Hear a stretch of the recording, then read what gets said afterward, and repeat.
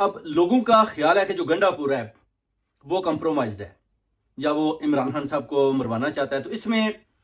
صداقت نہیں ہے۔ اس کی وجہ ہے کہ اگر اس میں صداقت ہوتی تو کبھی بھی